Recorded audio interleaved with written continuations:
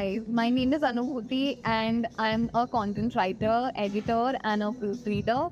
And it's basically what I love to do in my free time, and now I'm taking it up professionally as well. So I started working ever since I was in the last years of my school. I think grade 11th or 12th, I started working as a freelance writer. And then after my school ended and I went to college, then I started with more internships and other part-time and full-time opportunities as a content writer itself, and then later as an editor. So that's how my journey started. And it's been pretty great because I got to learn so much, and there are so many things that I've learned, and the experience that I've had, and the exposure that I got, that was amazing. So, yeah, it's pretty fun. So initially when I started, these were just freelance opportunities that I got from here and there. I hadn't made up a profile over LinkedIn or Indeed or Naukri portal. I just knew a lot of people, and there were a few of my mom's friends who needed something done for their business or their websites. So I worked for them and I wrote articles on how baking is a good career option, or I know there's this woman who asked me to write something for her makeup website, so I wrote something on beauty and hairstyling and everything. That's not my specific domain, but I just had to, so I did it for the sake of it, and it was interesting as well. It taught me a lot of new things. Graduating from my school, that was the COVID time, right? That was year 2020, mid summer. So only then, when I had a lot of free time, I realized that there is something that I want to take up, because there's so much of extra time that I have and I don't know what to do with it. So I searched for opportunities on platforms like Internshala and LinkedIn, and it helped me a lot. Yeah, so that's how I started building up. As I mentioned about Internshala and LinkedIn, right? So LinkedIn only happened a lot later in time. It was Internshala first. So that was where I got to know from some place that that's where you get to apply for a few positions, and you get various opportunities there for whatever domain that you want to work in, say content writing for my sake, or social media marketing. So I made up a profile over in Internshala, and I just listed whatever my achievements were, what my interests and hobbies were. And yeah, that's how I built up my profile. And then I started looking for opportunities there, and I applied for various positions, and then I started landing those opportunities. So that's how it all began. And then later on, I went into other things, and there were bigger opportunities. That was very nice. Okay, yeah. So since I've done both freelancing as well as I was a full-time employee at various places and even part-timer. So the difference, there are a lot of differences, but for me, it's mostly about your pay. That there's a huge difference. Okay. Also with freelance, you have to search for opportunities. 1 month, let's say that at a full-time at a full-time workplace, you are an employee, and you get a 1 month pay that's decided, okay, and you have to do a certain amount of work, and you know that you will get paid at the end of the month. There's no certainty with freelancing. There's just you get work, or you search for it, and then you ask for it, and then your pay depends upon it. So freelance is not that certain as full time is. But also freelance is not that hectic as full time is. So freelance is actually, a lot to do with freedom. Because free. So yeah, so there's a lot of flexibility, I'd say. That's not with full time. You're a little restricted, and plus the workload is more. So the skills and qualities that are required to excel in this field, I'd say, would be a great command over your language, See, writing skills you already need to have, because you're pursuing this does not mean you only like to write or you only love to write. You must be good at it. That's why you're pursuing it, right? But also, you need to have great command over your language. As I said, your grammar needs to be impeccable. That's something I feel is really important, because you have to do a lot of research for whatever you're writing. Whether you know about it or you don't, it has to be perfect. Your delivery has to be perfect, so does your expression, everything else that counts. So you can't just research and then copy paste it. That's plagiarism. You can't do that. So you need to know stuff. And I'm not saying that having a great vocabulary is important, but yeah, your writing style depends. And yeah, as I said, great command of language, that I feel is extremely important.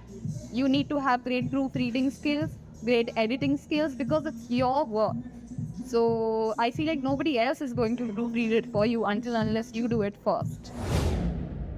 People who are starting, people who want to take this up professionally, I think read as much as you can. I cannot stress upon this enough. Read whatever you can. Read newspapers, read books, fiction, non-fiction, does not matter, just read.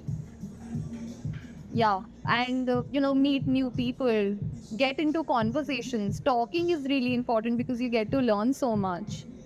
And yeah, that's how you get your inspiration to write, because you talk to people, you get to know so much, you share so much of experiences and knowledge. So yeah, that's really important, I think. Okay, so how I progressed throughout my career and how I climbed up the ladder, that's a short story only, because I don't think I'm where I have to be in life right now. But later on, I thought that there are so many things and there are so many places that I have yet to go to and yet to reach. So I feel like this is the time that I have to apply for new places and new and bigger opportunities. So then I started applying for publication firms and magazines, international magazines, and other places. And I was just networking, and I was cold emailing, and these were the only tools that I used. I applied for these publishing firms and magazines, and that's when the biggest internship of my life, Penguin, happened.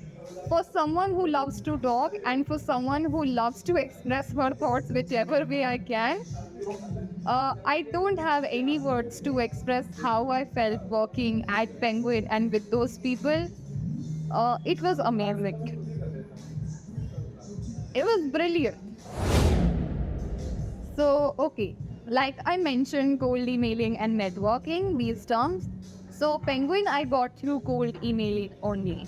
So, I searched up for the person responsible for hiring, the HR or the talent acquisition specialist, on Google only. So, what you do is, when you have to apply for magazines, let's say, or publishing jobs, for publishing jobs, or even for journalism for that matter, you go to Google, you go to their official website, and there's often this careers section.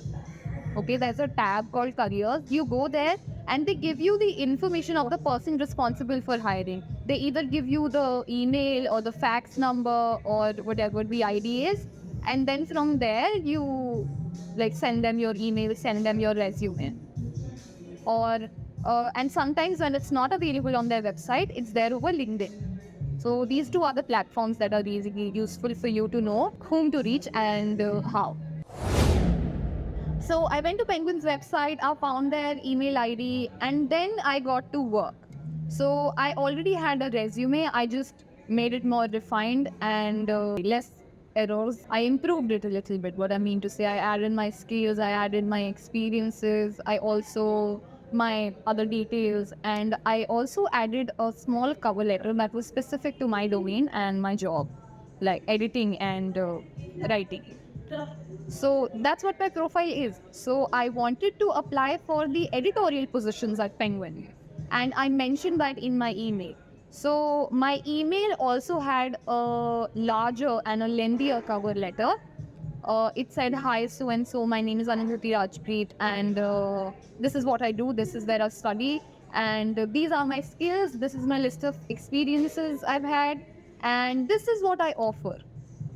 These were the things that I mentioned, but in one paragraph specifically, because see, this is one thing that I'd like people to take notes of. The place where you're applying, make your cover letter uh, more personal and customize it in a manner that it appeals to your employer. Why do I want to work at Penguin? Why do I want to work at Macmillan? Specifically, I wanted to work at Penguin because ever since I was a child, I've been reading their books.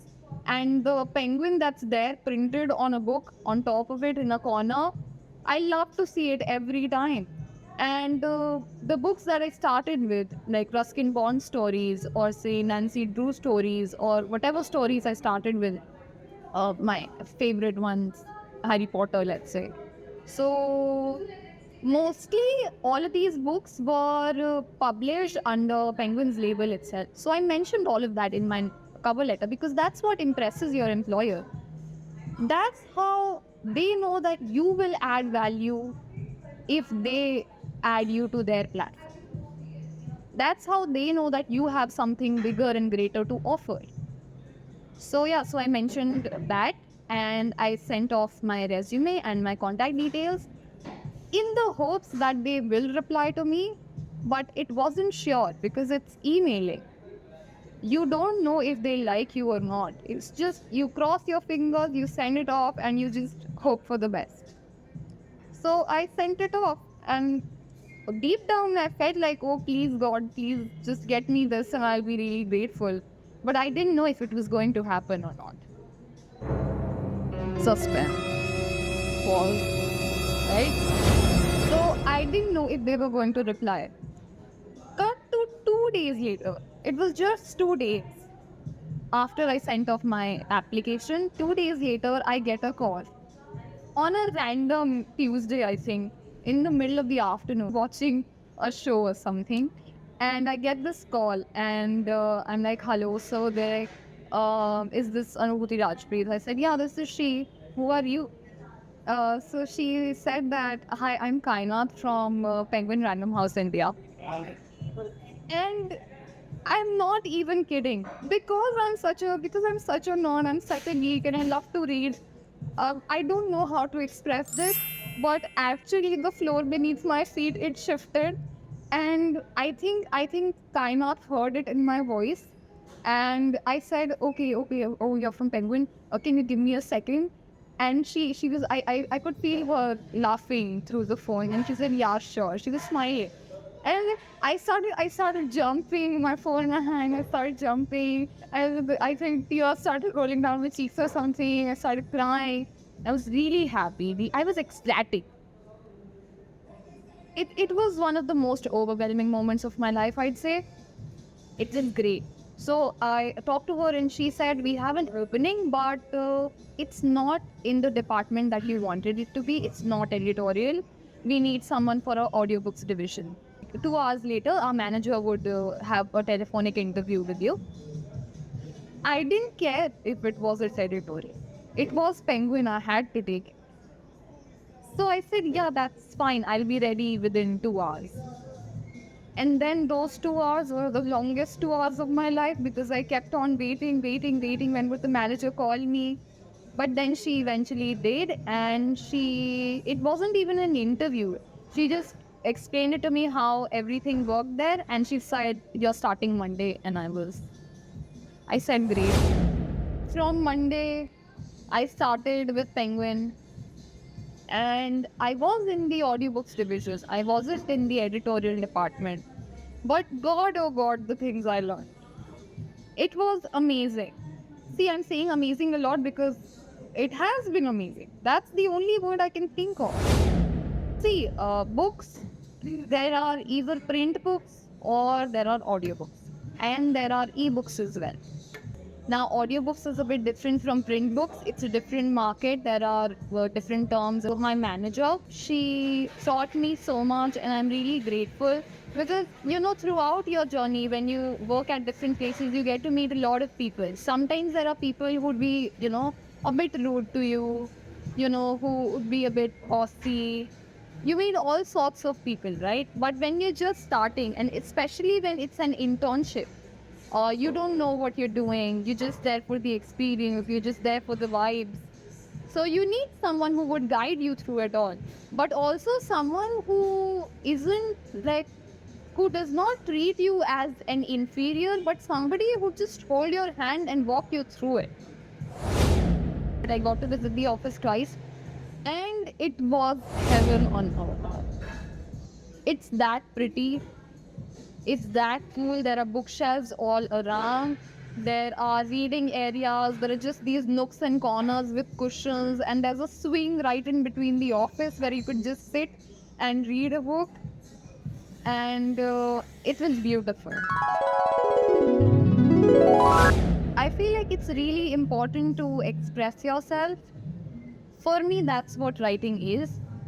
I get to express myself through words, and later on people read it. No, it's just a way for me to make myself feel heard. So I feel like maybe a lot of people would relate, those people who write. For people who are just starting, I'd say practice and practice more. Make it perfect, make it more refined. Your scripts need to be impeccable. Your grammar needs to be perfect. Your English or your Hindi, for that matter. Tools like Grammarly, and now we have AI and ChatGPT.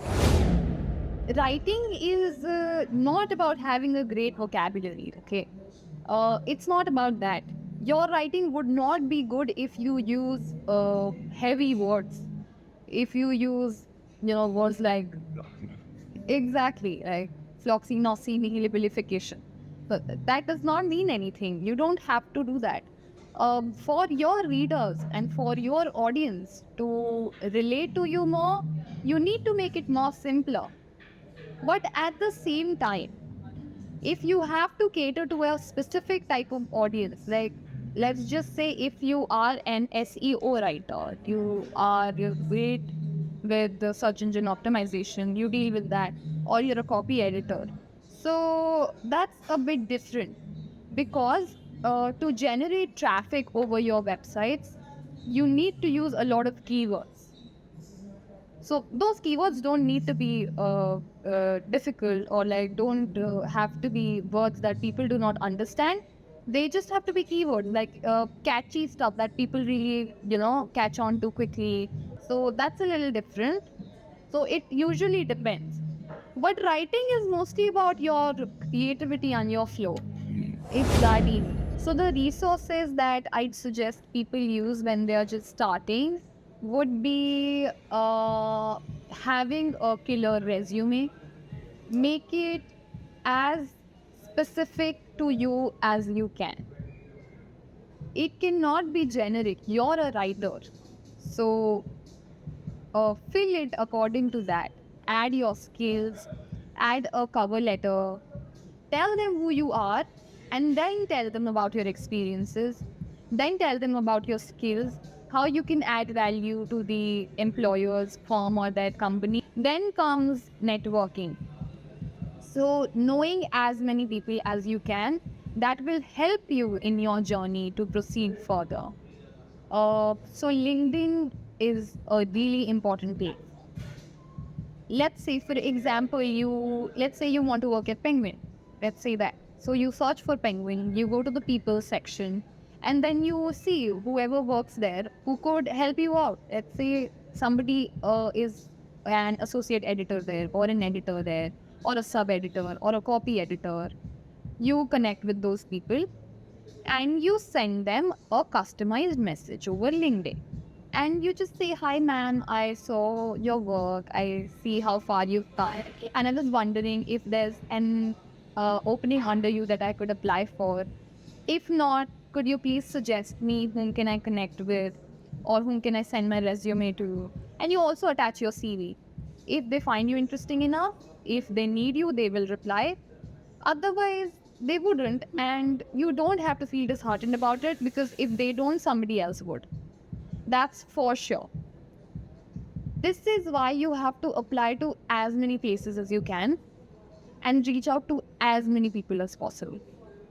Also, people who are just starting, since a lot of these places like Penguin or publishing or magazines, say Grazia or Harper's Bazaar or Vogue, Condé Nast in general, they would want you if you have some sort of experience, maybe a little bit. If not, then you have to be a great writer, the greatest that could be. So start small, I'd say. Dream big, but start smaller. But Internshala is great for students. It's amazing. You make up a little profile and you add your skills, and you search for whatever jobs that you're interested in. You put a filter, and there's a list of jobs that comes with the company names and the profile that they're looking for, like job openings. And they mention also if it's a part-time opportunity or if it comes with a job opportunity. And then you fill in your details. They ask you questions like, why should we hire you, or what are your skills as a content editor or a writer, and you just answer those questions. And sometimes they ask you for your work samples, so you attach a link of whatever you've written and you submit. People who write, they have portfolios. So there are a lot of platforms where you express yourself and where you write, right? It cannot just be, you could have a newsletter. There are a lot of platforms where you could start writing. You could provide weekly newsletters there, and you could write and people would subscribe to it. And you could just start small with your family or friends. They would be your subscribers. If a lot of people read it, come across it, they'll subscribe too. So you could make a newsletter on, blog post or whatever. You could write blogs. Medium, where people write. Medium, you can have a great portfolio there. Just post whatever you write there, and there's a link for your profile. So attach it in your LinkedIn or your Internshala, wherever it is asked. And even your Instagram works as a great portfolio. If you put a random post and you write stuff there, like a caption that is really good, that's that you have written, and Instagram can also work as a portfolio for writer. So, there's this interesting story that I'd like to share. One time, what happened. So, as I'm stressing upon the concept of sending off your cover letter to your employers and making it really interesting and personalized, at the same time, I committed a lot of mistakes as well, and I own it. So one time, what happened? I had to apply to a specific place. Since I am interested in publication jobs, so I made a specific cover letter that I could send to all the places. And in between, I made it in such a way that it could work for all of those places. But in the middle of it, in a paragraph, I just had to mention the firm's name, why I want to work at ABC. Okay, ABC or XYZ. So one place I sent it off to, and then I copied my email and pasted it in another one. And the ABC, I didn't change to XYZ. So you are a writer, you are an editor, and you are a proofreader. Proofread your own work first. Then only can you offer your services to other people. So the ABC, I didn't change to XYZ, and that XYZ talent acquisition specialist, they actually replied to my email and said, Anubhuti, this all works, but maybe you want to change ABC to XYZ in the middle of your paragraph. They actually pointed it out. It wasn't rude, but I think it was just sarcastic, but it was an insult to me. And I couldn't gather up the courage to reply to them, and it just gave it up. It was that painful for me. So I would like to advise that people who are watching this video, do not commit mistakes like these. Do not be clumsy like me. I don't remember the essay I wrote in 5th standard, but I remember my teacher's words.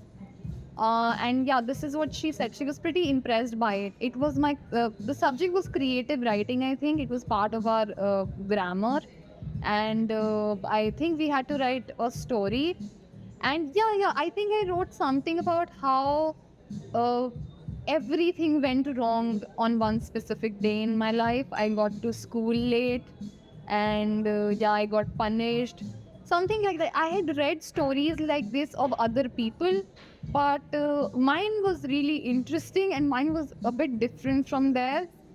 And I think the way I wrote it was what my teacher liked more. The way I expressed everything, it wasn't the content as much as it was the expression and the delivery of it. So yeah, I guess she liked my writing style more.